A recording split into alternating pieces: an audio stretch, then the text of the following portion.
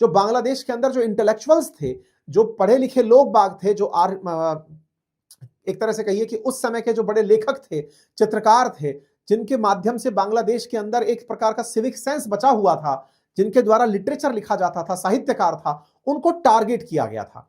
ये वही जमात जो लंबे समय तक बैन रही शेख हसीना के काल में, यह फिर से उग पड़ी है क्योंकि मोहम्मद यूनुस ने इनसे बैन हटा दिया। शेख हसीना जैसे ही बांग्लादेश से निकलकर इधर आती हैं, मोहम्मद यूनुस इनसे बैन हटाते हैं, कट्टरपंथियों का चरम उठने लगता है। लेकिन चूंकि मोहम्मद यूनुस की सरकार लगातार फेल सरकार प्रूव हो रही है, क्योंकि उसके पास में ना महंगाई को रोकने का कोई इलाज है, क्योंकि ये चुनी हुई सरकार नहीं है, ना ही इसके पास कोई वे अहेड है, लगातार फैक्ट्रियां बंद हो रही हैं, बेरोजगारी चरम पर है। ऐसे में उन्मादी भीड़ को मोटिवेटेड रखने का एक तरीका जो था वो ये था कि इन्हें कोई ऐसा भारत के खिलाफ नैरेटिव दे दिया जाए, इस प्रकार का जिंगोइज्म दे दिया जाए, जिसकी वजह से ये सारी की सारी भीड़ एक साथ हो जाए और फिर मोहम्मद यूनुस को राष्ट्रपति बना दे। असल मायने में बांग्लादेश के अंदर दो बड़ी पार्टियां हमेशा चुनाव लड़ती रही हैं। एक का नाम खालिदा जिया की पार्टी बीएनपी है और दूसरा शेख हसीना की पार्टी अवामी लीग है। ये दोनों ही पार्टियां फिलहाल इस समय हाशिए पर डली हुई हैं। शेख हसीना की पार्टी अवामी लीग को तो इन्होंने बिल्कुल किनारे कर दिया है, चुनाव से अमान्य नहीं घोषित कर दिया है, क्योंकि शेख हसीना फरार है तो बोले तुम किस मुंह से चुनाव लड़ोगे। वहीं दूसरी तरफ जो बीएनपी है, जो कि खालिदा जिया की पार्टी है, खालिदा जिया लंदन बैठी हुई हैं, उनकी तबीयत ठीक नहीं है, वो चाहती थी पूरा माहौल बनाना, लेकिन वो चुनाव में उतर नहीं पा रही है। उनका बेटा आना चाह रहा है, लेकिन अब पूरा मोमेंटम उनकी पार्टी सोच रही थी कि शेख हसीना के खिलाफ वो बड़े लीडर बनकर आएंगे, लेकिन वो यहां पर प्रेजेंट ही नहीं हो पा रहे हैं। तो ऐसे में जमात को लगता है कि दो बड़ी पार्टियां एब्सेंट हो रही हैं, या फिर अगर खालिदा जिया आती भी हैं तो चूंकि उन्होंने चुनाव प्रचार किया नहीं है, फरवरी में इलेक्शन है, तो वैसे भी हम चुनाव जीत जाएंगे। लेकिन कहीं ऐसा ना हो कि लोग इस चुनाव को एक तरफा चुनाव कह दें कि पार्टी थी ही नहीं तो लड़ा कौन। निर्दलीयों को चुनाव में उतार करके, यही तो कारण था कि उस्मान हदी निर्दलीय पार्टी बनाकर चुनाव में उतरा था, इंकलाब मंच करके जो उतरा था, ये उतरा ही निर्दलीय दल लेकर के था 12 सीटों पर चुनाव लड़ने के लिए ढाका में। तो इसका तरीका यही था कि बांग्लादेश के अंदर बहुत सारे लोग चुनाव लड़ते दिखने चाहिए, सो दैट ये लगे कि देखो चुनाव बिल्कुल फ्री एंड फेयर हो रहा है।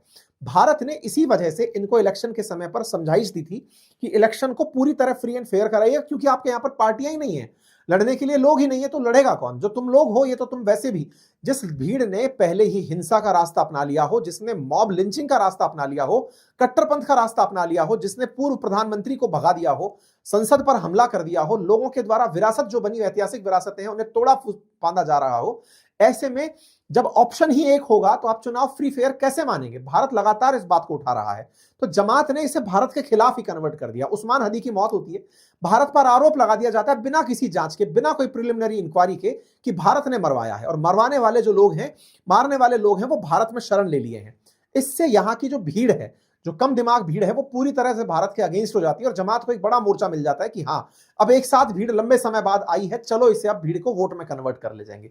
कुल मिलाकर पॉलिटिक्स इस प्रकार से चल रही है। तो मोहम्मद यूनुस खुद अपनी राजनीति को चमकाने के लिए, क्योंकि जमात इनको अपना चेहरा बनाकर प्रेजेंट कर देगी, जब इन्हीं की प्रेजेंस में जमात ने ये सारे खेले कर लिए तो आने वाले समय में भी कर जाएगी।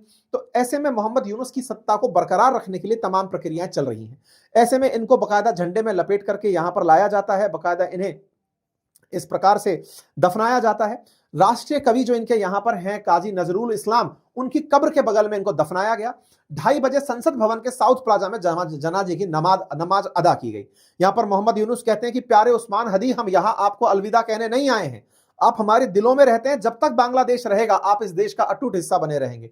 इसको ये शेख मुजीबुर रहमान ना बना दे, राष्ट्रपिता ना घोषित कर दे। मतलब ये हद की तो साइकी चल रही है इन लोगों के। और इंटरेस्टिंग बात, जिस चीज के लिए जब ये कहते थे कि शेख हसीना के काल में ये सब हो रहा था, आप विचार करिए कि आज मोहम्मद यूनुस के कालखंड में ना तो चुनाव हुए हैं पिछले 18 महीने से, उसके अतिरिक्त अगर आप ऑब्जर्व करें तो जितना हिंसा इस समय अल्पसंख्यकों के खिलाफ हो रही है, आज विश्व चुप बैठा हुआ है, पश्चिमी देश एकदम चुप बैठे हुए हैं, अल्पसंख्यकों के खिलाफ हो रही हिंसा पर कोई प्रतिक्रिया नहीं आ रही है।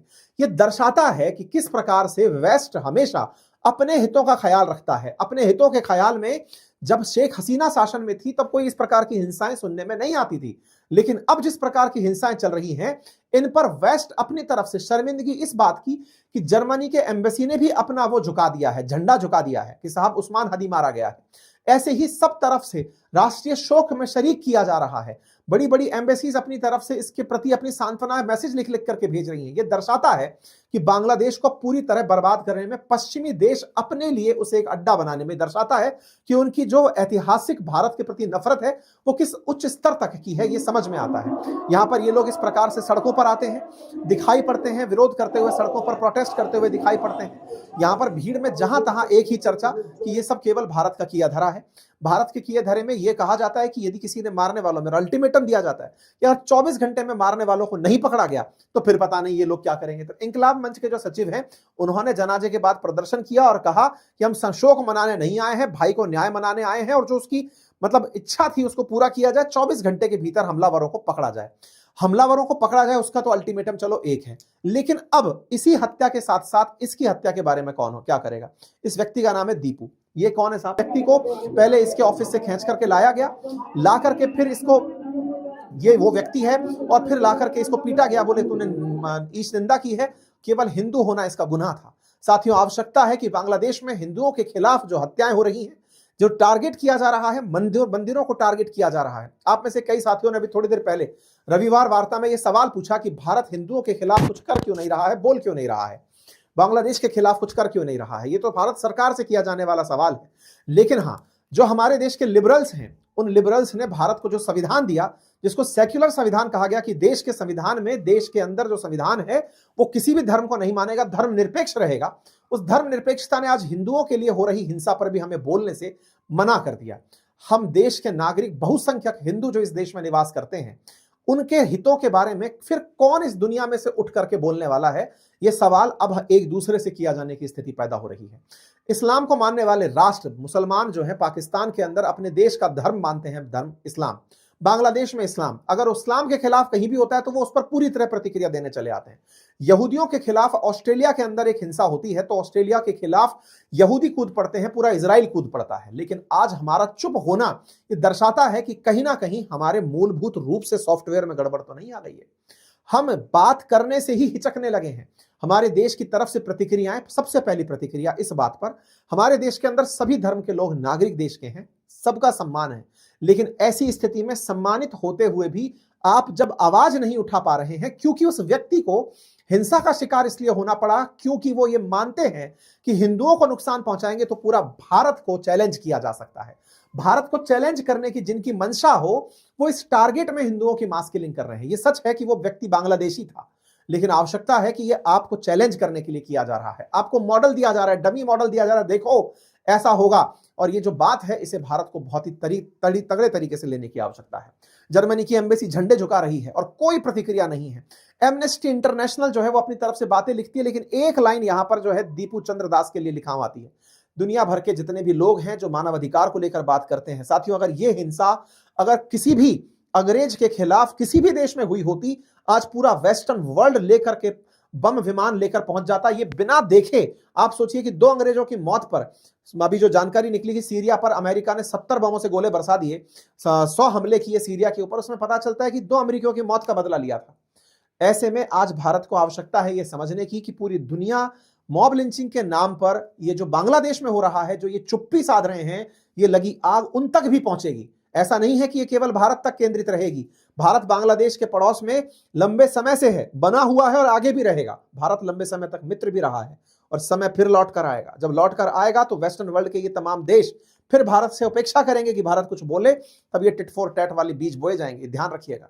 अमेरिका आज अपने लोगों को समझा रहा है कि बाहर मत निकलिएगा। खुद के ही लोग जिनको उकसाया गया था, इसी मोहम्मद यूनुस के लिए तैयार किया था ना अमेरिका ने बांग्लादेश को, आज वो हालत देख सकते हैं। अपोजिशन सरकार से सवाल पूछ रहा है, पूछना भी चाहिए। सवाल के रूप में प्रियंका चतुर्वेदी का सवाल है और ये बिल्कुल सही भी है। अपोजिशन में प्रियंका गांधी वाड्रा की तरफ से भी क्वेश्चन पूछा गया। हालांकि ये सभी वो लोग हैं जिन्होंने कभी ना कभी उन चीजों पर भी चुप्पी साधी है जब हिंदुओं के खिलाफ हिंसा बांग्लादेश में बड़ी मात्रा पे थी। पर ठीक है, देर से आए दुरुस्त आए, सरकार से सवाल किया जा रहा है, अपेक्षा है जिनसे रिप्लाई देने की, उनसे रिप्लाई की अपेक्षा की जाएगी। फिलहाल के लिए यही साथियों। Chief adviser government of Bangladesh इस पर अपनी तरफ से रिप्लाई देते हुए कहते हैं कि जो हिंसा हुई उसमें हम